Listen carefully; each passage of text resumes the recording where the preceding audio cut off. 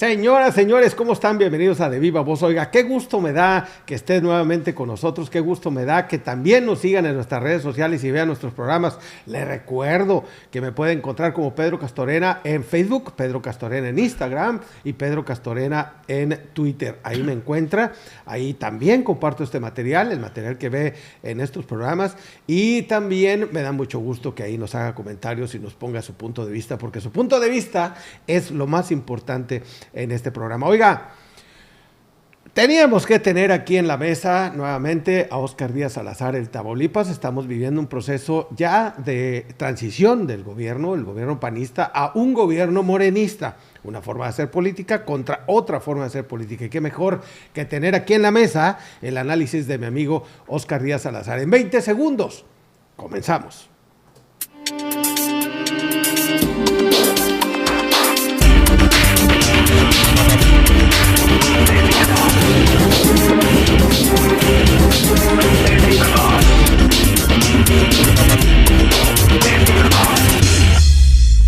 De Viva Voz. Antes de entrar al tema con mi querido Óscar, quiero agradecerle mucho que me haya regalado este libro, Palabrario, de Leopoldo Espinosa Benavides. Es un catálogo político del noreste.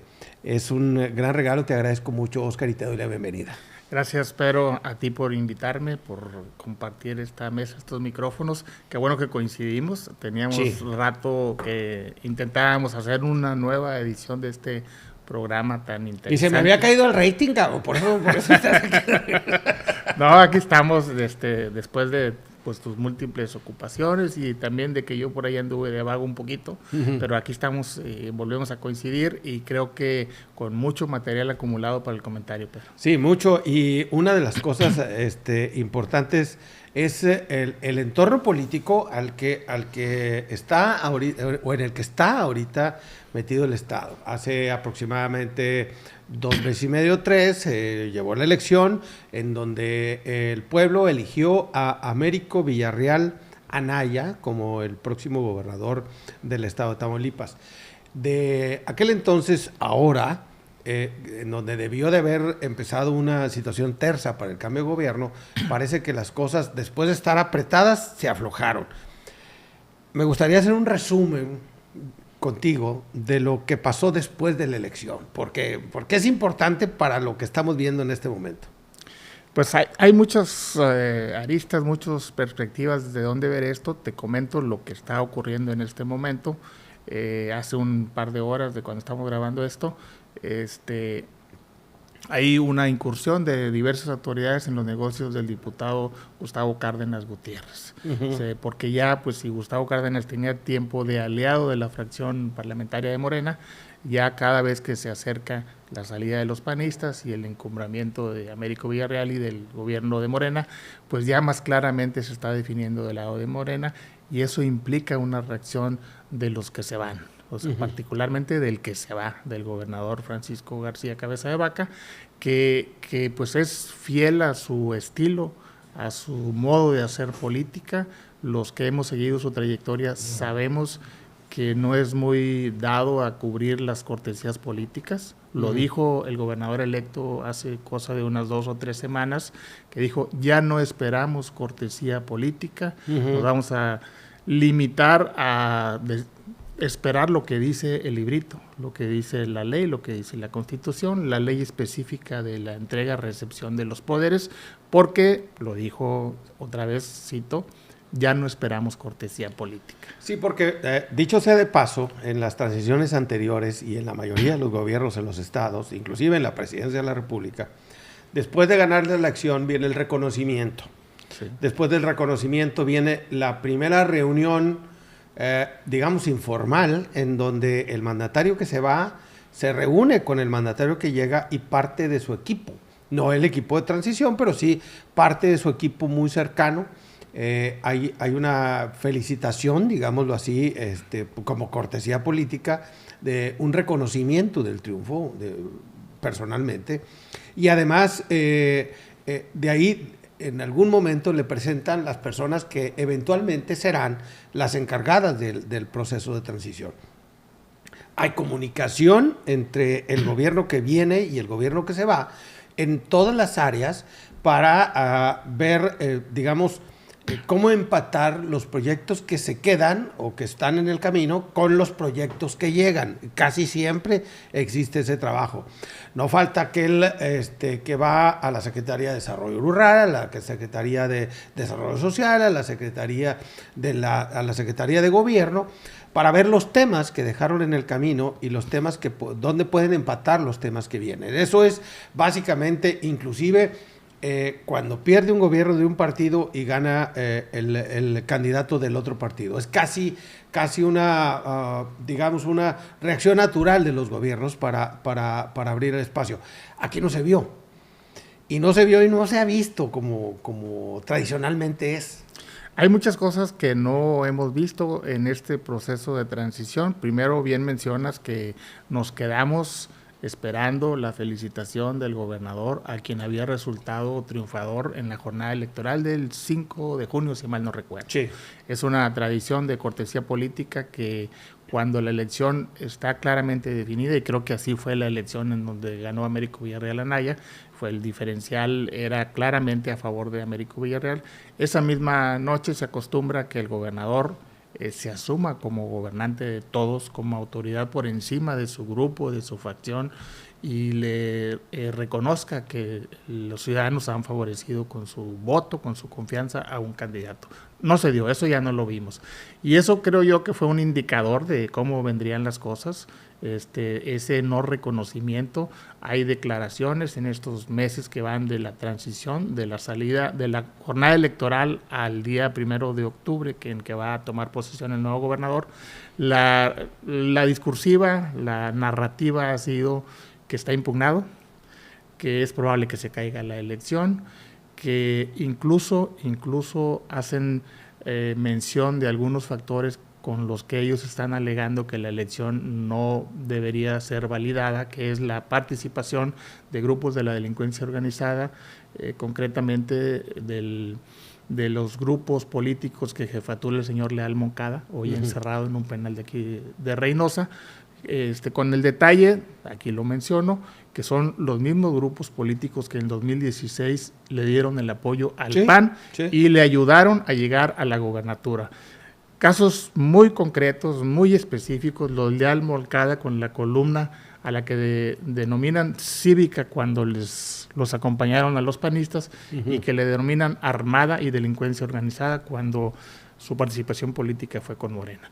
Y caso también muy sonado, uno que se discute con estridencia, pocas veces con datos, el caso de los Carmona, el difunto empresario Carmona, que igual cuando apoyó a Francisco García Cabeza de Vaca, cuando lo financió, cuando les prestó los aviones, fueron empresarios que estaban apoyando a una causa política, y cuando andaban en otro rumbo en contra, en Morena, resulta que eran huachicoleros, etcétera, etcétera. Sí. Todo lo que se ha dicho. Todos los adjetivos. Todos los adjetivos calificativos negativos se los adjudican a los que no están contigo en ese momento, aunque en un pasado muy reciente sí te acompañaron y te ayudaron a llegar al triunfo. Eso es Francisco García Cabeza de Vaca. Así fue, algo así similar. Acostumbra a irse por la puerta de atrás de las instituciones que le confían. Así fue en la presidencia municipal. Recordarás que se retiró medio año antes porque fue candidato a diputado local. Fue diputado local, plurinominal, dejó a un interino y pues por la puerta de atrás, sin darle un reconocimiento, sin cubrir las formas institucionales de la política, de la administración pública. Así está siendo ahorita. Hay resistencia, hay mensajes de beligerancia, de que no hay disposición a colaborar, aunque sí hay que reconocer que ya hubo un par de reuniones del secretario general de gobierno con el equipo de transición que recibe, nombrado por el gobernador electo Américo Villarreal, pero mensajes de descortesía, diría yo. Han trascendido mensajes de que solamente los 10 que señala la ley, en una interpretación literal de la ley cuando les conviene, a veces no quieren entenderla, Nada más esos, que no van a tener acceso nadie más a los archivos, a los expedientes, ingresar a las oficinas como se estila para facilitar el trabajo institucional en los gobiernos. O sea, los gobiernos no tienen dueño, el trabajo debe seguir, las actividades, las obras, los programas, los proyectos, las inversiones deben continuar con un gobierno o con otro, se supone. Y el caso es que cuando no se da esa cercanía, cuando se abre un espacio entre el gobernador entrante y el gobernador saliente, y los equipos de transición no entran a trabajar con los equipos del gobierno en curso, se dan comentarios como el de hace un par de semanas, en donde inclusive el propio Américo Villarreal sale a advertir que al parecer se está llevando hasta los enchufes de las paredes. Y con esa falta de comunicación, tiene que salir el secretario de gobierno y decir, a ver, espérense, no nos estamos llevando nada todavía, vamos a juntarnos para que esto empiece a caminar, ¿verdad? Ya tienen la primera reunión, luego tienen esta segunda reunión y parece que ya arrancó el proceso. Sí, ya arrancó de manera formal para la fotografía, ya se reunieron los que encabezan el día señalado por la ley, no antes, Pedro, que en las cortesías pudieran haber tenido reuniones previas para ir adelantándole al trabajo, no antes, el día que señala la ley de entrega-recepción de los poderes del Estado de Tamaulipas, ese día se reunieron las cabezas de los equipos, por un lado el secretario general de gobierno Gerardo Peña, por el otro la persona designada por el gobernador electo, el señor Lavín. Ellos se reunieron, al siguiente día hubo la reunión de ellos con los equipos, ya también se dio a conocer los nombres de los 10 designados, 10 personas designadas por el gobernador electo y por el equipo también que recibe, pues ya están trabajando. Se está cubriendo la forma, se está tomando la fotografía, pero en paralelo pues circulan en medios de comunicación, en redes sociales, fotografías de cómo están retirando de las oficinas públicas, concretamente de la torre de gobierno, cajas con archivos con destino a no sabemos dónde. O sea, ¿por qué resulta que ahora les estorban esos archivos que eran su material de trabajo, que eran la evidencia de lo que hicieron, de lo que compraron, de lo que gestionaron? ¿Por qué lo están retirando? Pues entréguenlo y ya la nueva administración sabrá qué hacer con ese material. O sea, a lo mejor son carpetas vacías. Seguramente, muchas que le sobraron. Muchas que le sobraron. En la construcción del gobierno de Francisco García Cabeza de Vaca, la gente tenía muchas expectativas de ese gobierno. Recuerdo después de ese sexenio gris de Egilio Torre Cantú, ver cómo se había vendido la esperanza muy eficientemente en el gobierno de Cabeza de Vaca. La gente tenía muchas expectativas.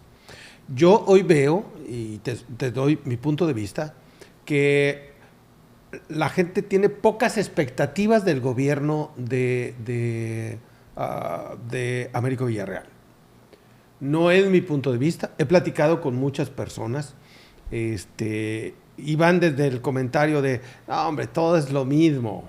Al final de cuentas, todos son los mismos. Hasta el de, pues ojalá no nos vayan a poner jefes de plaza nuevos porque los que están ya respetan. Hay todo tipo de expresiones que son preocupantes, pero la verdad, hay poca expectativa de muchos de lo que puede ser el gobierno de Américo Villarreal. Desde mi punto de vista, y siempre he sido una persona que le entrega su voto de confianza al gobernador, yo no puedo criticar cómo puede hacer el gobierno. Falta mucho por demostrar del gobierno de Américo, y espero que sea un gobierno provechoso para Tamaulipas y que le vaya bien a Tamaulipas siendo él el gobernador. ¿Tú cómo lo ves? Coincido contigo en que Francisco García Cabeza de Vaca es un candidatazo, es un candidato. Fue una proeza, fue una hazaña haberle arrebatado el gobierno a los priistas, a que esa maquinaria tan aceitada, tan eficiente por muchos años, no digo que para gobernar, pero sí para mantenerse en el poder, me refiero a los priistas, y es una personalidad arrolladora de Francisco García Cabeza de Vaca. Decía un amigo ahí en la mesa de café pues que rechaza mucho, reprueba mucho el gobierno que ha hecho Francisco García Cabeza de Vaca, pero decía, no lo quiero ver porque me convence, dice. Es un encantador de serpientes ese Francisco García Cabeza de Vaca, y sí es muy convincente. Sí, es muy convincente. Es un candidato muy bueno como candidato. Yo hago el balance de lo que hizo, creo que hizo un muy mal gobierno, y lo sentimos más por esa esperanza que tú mencionabas ahorita, que sentimos muchos tamaulipecos en que las cosas podían cambiar para bien. Creo yo que no, y me preocupa otra cosa que acabas de Nos citar. veíamos cabalgando al horizonte, güey, dejando a Tamaulipas progresista, grande, enorme, triunfador. Dijo López Portillo, le he citado mucho esa frase, preparándonos para administrar la abundancia. La abundancia, ¿verdad? sí, así nos veíamos. Todo muy bien, todo muy exitoso, y no, pues, no ocurrió así. Creo que fue muy mal gobernante. Yo creo que en la misma proporción en que fue candidato, muy buen candidato, muy mal gobernante. Y eso me lleva a pensar, a plantear yo la elección no tanto como el triunfo de un candidato que no genera muchas pasiones, no despierta mucho entusiasmo, el doctor Américo Villarreal, pero yo creo que perdió la elección el gobernador, más que ganarla el gobernador electo, la perdió Francisco García Cabeza de Vaca.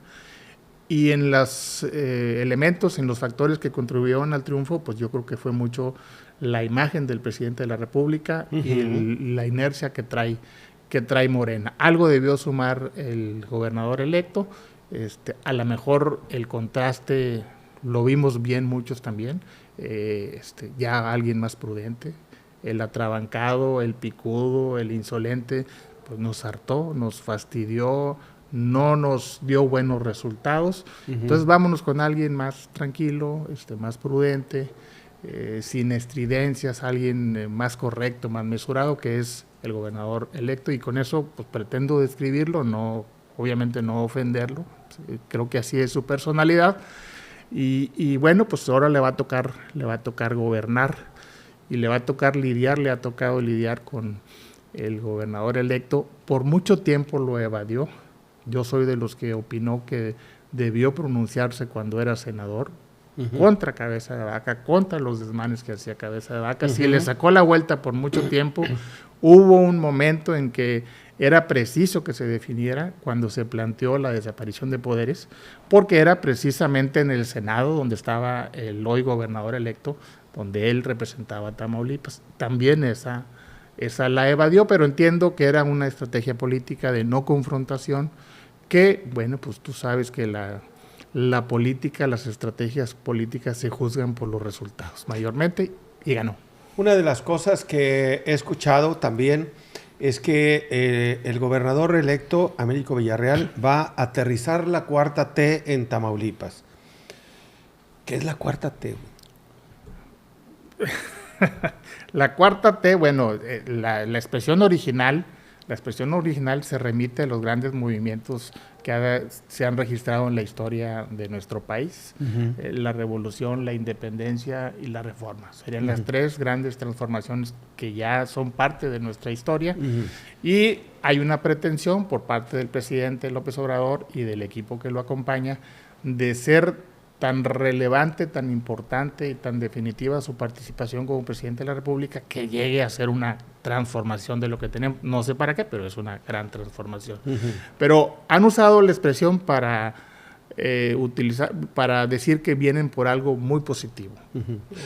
Hace días grabamos un episodio con una persona de Morena, no diré su nombre, el episodio no va a salir, porque cuando cuestionábamos el hecho de cuáles son las grandes acciones planteadas a partir de la cuarta transformación, es decir, los programas sociales que hoy utiliza la cuarta transformación o la presidencia de la República como el buque insignia de la transformación, es algo que ya se había hecho, sí. ¿Ok? Constitucionalmente no, tal vez, no estaba en la Constitución, pero hoy está en la Constitución. Está bien. El apoyo a madres solteras ya se daba, el apoyo a personas discapacitadas ya se daba, el apoyo a tercera edad, que es el que acabo de comentar, ya se daba. También se daba ocasionalmente el apoyo en becas estudiantiles para personas que querían seguir estudiando. No había a lo mejor la libertad que hoy plantea la nueva reforma educativa, pero, es decir, en aquel entonces, pues la mayoría de las personas, si no eras bueno para pasar primero de primaria, pues no pasabas, ¿verdad? O segundo de primaria, no pasabas. Hoy todos pasan. No sé cuál es en sí la esencia o qué viene a aportar nuevo la cuarta transformación. Es decir, el concepto como utópico es extraordinario, güey. Imagínate nada más llegar al momento de decir, a partir de la presidencia de Andrés Manuel, veo un país transformado. Pero, ¿qué vamos a encontrar después de esa transformación? Veo con preocupación que la reforma educativa tiene, digamos que hay temas que están relacionados mucho con el conformismo individual, con el deseo de aprender solo lo que pueda uno entender y pasar grado aún con eso. Hay muchas cosas que veo que no es el país que quisiera tener, a lo mejor porque soy un sucio aspiracionista y pretendo trabajar todos los días y comer todos los días, no sé, pero no veo en esto, a lo mejor sí nos vamos a transformar, pero en algo que no queremos las personas que vemos el país de una forma diferente. Cuando se habla de la frase aterrizar la cuarta transformación en Tamaulipas, pues yo siento que la cuarta transformación ya está en Tamaulipas a partir de que tienen un delegado de programas sociales que ya es el que maneja el presupuesto de obras, que maneja el presupuesto de apoyos sociales y que maneja inclusive la política de Morena en el estado. No sé, estoy perdido, güey. A lo mejor soy un imbécil que no entiende esta parte y lo discutía por la mañana con otra persona. No me considero ni panista, ni perredista, ni movimentista, ni nada por el estilo, güey. Yo soy un ciudadano que desde afuera, porque milité en un partido una vez y lo confieso, fui militante del PAN una buena temporada de mi vida, un buen espacio. Como que ya te apreciamos, Pedro. Sí, pero y a lo mejor mi pensamiento es muy de derecha, güey, o me acuso a lo mejor de estar rayando hacia las ideas de derecha. Pero en el contexto general, cuando yo le pregunto a un morenista, platícame, ¿cómo vamos a tener un país después de que se aplique la cuarta transformación en México? Y no me saben decir, y lo que veo, lo que leo, lo que escucho, es algo que no me gusta para México en el futuro, güey. Sin embargo, si tenemos una policía militarizada y que esa policía mantenga la paz, me callo el hocico. Me callo el hocico de una vez por el apoyo a los adultos mayores, mayores que bien merecida tienen el apoyo que se les da. Me callo el hocico con el apoyo a las madres embarazadas, a las mujeres embarazadas. Y me callaría el hocico, es una expresión norteña el hecho de callarse el hocico, no crea que yo no le digo boca a la boca. Me callaría el hocico el hecho de decir, estaba totalmente equivocado, y se lo decía a esta persona.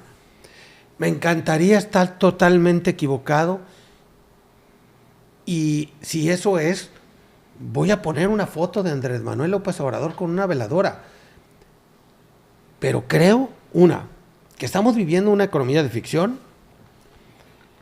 que estamos teniendo información equivocada de lo que está pasando en Dos Bocas, de lo que pasó en el Felipe Ángeles, de lo que ha pasado con los programas sociales y la cantidad de dinero que se ha depositado, con el tema del subsidio de la gasolina, que si bien a lo mejor hoy estaríamos pagando más gasolina, pues nos va a costar más caro tener un subsidio a la gasolina, porque no supimos enfrentar el mercado internacional. Al hecho de tener comprobado todas las mañanas de 10 a 12 mentiras en la mañanera, comprobado, porque han hecho un análisis completito de en qué cosas omite la verdad el presidente. Yo no le voy a decir mentiroso al presidente, pero en cuáles cosas omite la verdad. Entonces, a mí me gustaría estar equivocado, güey. Me gustaría estar equivocado y en serio, cada que hablo de este tema, les agradezco a todos los que me tupen a madrazos, porque tienen todo el derecho de pensar como piensan, pero también tengo que dar mi punto de vista, no me puedo quedar callado, güey. Entonces, el aterrizar la cuarta transformación en Tamaulipas, ¿a qué se refieren? Mira, yo tengo otros datos. Excelente. Y con esa respuesta te digo que yo no veo las cosas tan oscuras para lo que nos ha presentado el presidente como tú nos acabas de compartir. Ese es tu punto de vista. Yo tengo otros datos, yo tengo otra visión.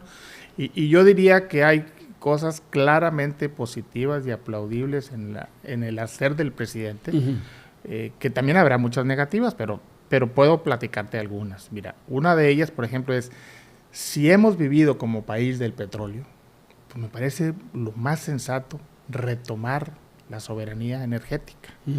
Muy bien, esa está muy bien. Volver, ¿por qué vendiste el petróleo? ¿Por qué vendiste la gallina de los huevos de oro si era la que te daba los huevos de oro? Y hemos vivido como país, lo aclaro, yo no soy petrolero, no soy de familia petrolera, en mi casa no ha habido un ingreso directo de Pemex, pero sabemos que en los últimos 50 años o más, el país como tal ha vivido del petróleo. Por el recurso petrolero tenemos escuelas, tenemos hospitales, tenemos seguridad pública, tenemos seguridad social. Y hoy subsidio a la gasolina. Como país. Me parecía una insensatez que está en proceso de retomarse, de corregirse, el que se hubiera entregado el petróleo a los extranjeros. Eso por un lado, que hay claramente una estrategia por ese lado. Me parece también que en esa misma explicación o una explicación similar ocurre con la energía eléctrica, que se había entregado. El debate yo nunca lo he visto, creo que tramposamente lo ponen energías limpias versus energías sucias en cuanto a la generación de electricidad.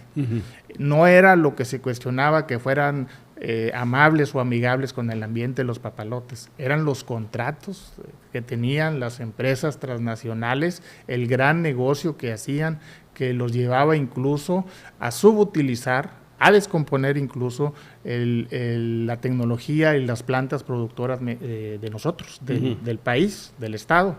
Las de Pemex, las termoeléctricas, las tenían apagadas o al 30% de su funcionamiento porque había que garantizarles el negocio a los papalotes. Y mi señal vaya, a ver, el gobernador que ha hecho de la energía limpia su bandera por la que ha transitado estos últimos 6 años. Él está defendiendo el negocio de unas transnacionales porque él tiene, aunque lo niegue, él tiene participación directa económica en el negocio de la energía eólica. ¿Por qué nunca ayudó como gobernador a que tú aquí en tu techo de tu casa, de tu oficina, tuvieras paneles solares? Él no defendía la energía limpia, él no defendía que tú y yo nos beneficiáramos de la energía solar limpia y que nos significaría un gran ahorro a tu hogar o al mío. Él defendía los grandes negocios, los papalotes que implican inversiones multimillonarias.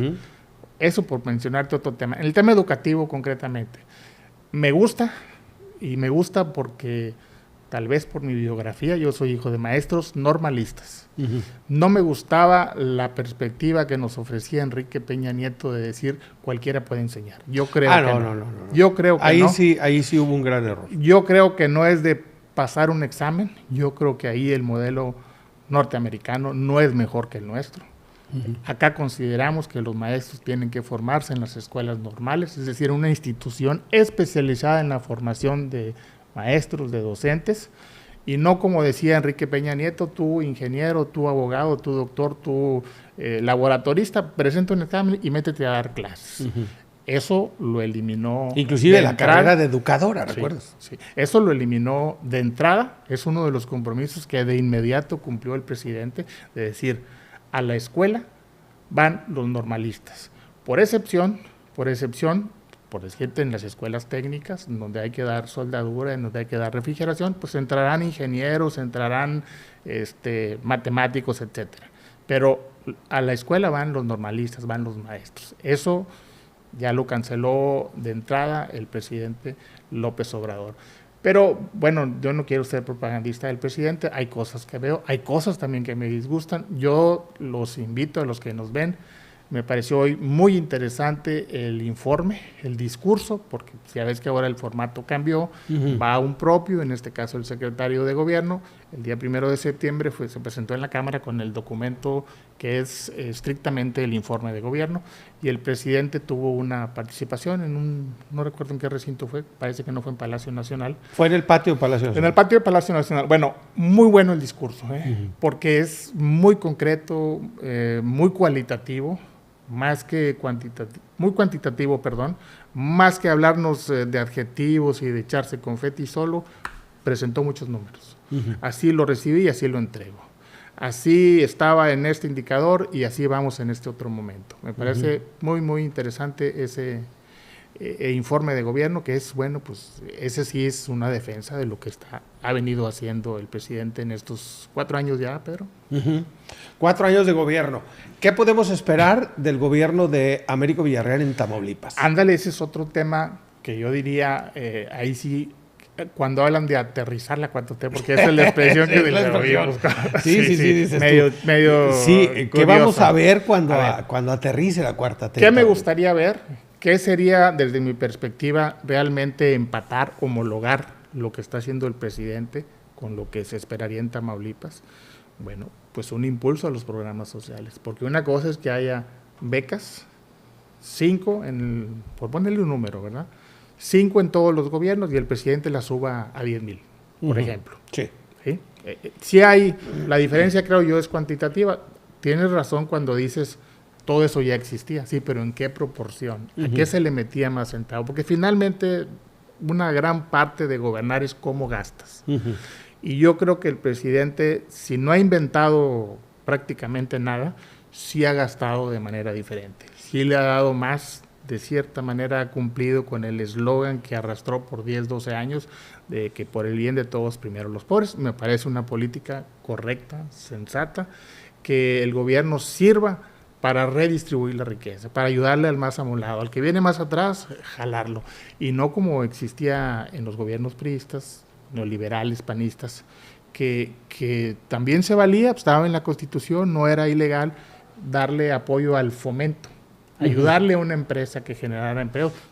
Aquí lo tenemos muy cerquita. ¿Cómo llegó la Kia a Nuevo León? Le dieron el suelo, le dieron la nave, le dieron la preparación de los trabajadores, pues. Bueno, ¿y a cambio qué va a tener México? ¿A cambio qué va a tener Nuevo León? O sea, ahí hay diferencias de criterios, son visiones diferentes. Hay gobiernos proempresariales y hay gobiernos que tienen esa visión de por el bien de todos, primero los pobres. Y por eso en los informes de gobierno, de ayer de antier, dice, a ver, nosotros, porque ya no volvimos a otorgarles exenciones de impuestos, hemos captado mucho dinero, muchísimo dinero. Y yo sigo insistiendo en una idea que te compartí aquí en otro momento. Creo que va a ser muy difícil hacer un juicio sereno de la actuación del presidente López Obrador, porque estos 2 años de pandemia le partieron la mano al mundo. Fue especial, o sea, sería poco objetivo comparar esos 2 años en que se paralizó la economía, en que había que resguardarnos, en que había que apagar los motores para conservar la vida, porque no sabíamos cómo venía este asunto, que afortunadamente, lo dijo el presidente, ya recuperamos como país los empleos que teníamos antes de pandemia. Fíjate, creo que es una cosa para alegrarse. Otros lo verán desde la perspectiva negativa y decir, no, pues estamos igual que hace 3 años. Bueno, son puntos de vista. Es muy favorable. A lo que voy es esto. Si aterriza la 4T en Tamaulipas, obviamente el modelo de gobierno federal y los ingresos de gobierno federal que administran los programas sociales ya no saldrán de la federación, saldrán del estado o seguirán saliendo de la federación. Yo supongo que lo que trae la federación va a seguir llegando y que va a haber el gasto estatal, el recurso estatal, se va a distribuir con otro enfoque, con otro propósito. acompasando lo que ha hecho el presidente. Y bueno, empecé con una idea y no la concluí. ¿Qué esperaría yo de eso, de aterrizar la cuarta transformación otra vez? Bueno, se me ocurren cosas así al azar. Crear la Secretaría de Cultura como la tienen allá, eliminar fideicomisos como los han eliminado allá, quitar la subcontratación, como lo hicieron allá, empezando con el gobierno. Sí. O sea, ya no es justo, no es apropiado y no es la política estatal tener empleados eventuales, enfermeros, médicos, administrativos, profesores, prefectos, afanadores. O sea, si tú quieres que los trabajadores tengan certeza en su situación laboral, pues pon el ejemplo, desde el gobierno hazlo tú. Decía fideicomisos que los hay aquí en Tamaulipas, hay algunos muy opacos, el fideicomiso del puente de Nuevo Laredo, un fideicomiso de fomento económico que no le rinden cuentas prácticamente a nadie, te metes tú a la página de transparencia a intentar ver cómo es que han gastado esos recursos y está o en construcción o tienen la información actualizada al 2018, por mencionarte algunas cosas. Esperaría yo más enfoque, más gasto a los programas sociales, más fortalecimiento a la educación, al sector salud, particularmente al sector salud. Yo esperaría... Que es casi una obligación por el hecho de ser doctor y conocer la problemática del sistema. Yo creo que el doctor le tiene que meter mano, no manita de gato, porque tiene muchos problemas el sector salud. Me han platicado, me han compartido información de que al gobernador fue y pidió todo el paquete de salud. Las delegaciones federales él va a recomendar al ISSSTE, al IMSS, ¿sí? Entonces, supongo que habrá mejoría en el tema de la salud, que va a ser uno de los temas principales del gobernador, en donde creemos que él entiende, pues ahí pasó la mayor parte de su vida adulta y laboral, sí, profesional. Sí. Muy bien. Mi querido Óscar, nunca es suficiente el tiempo contigo para platicar. Te agradezco mucho que hayas venido a darnos luz sobre este tema.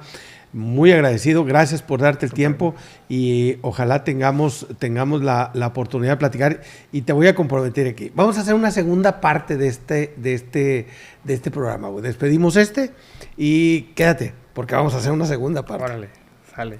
Gracias por haber estado con nosotros, gracias a Óscar González en la producción, gracias a Michelle Méndez en la coproducción y gracias a Andy González en el audio. Recuerden que aquí se escuchan todas las voces, todas las formas de pensar, todas las ideas, siempre y cuando sea de viva voz.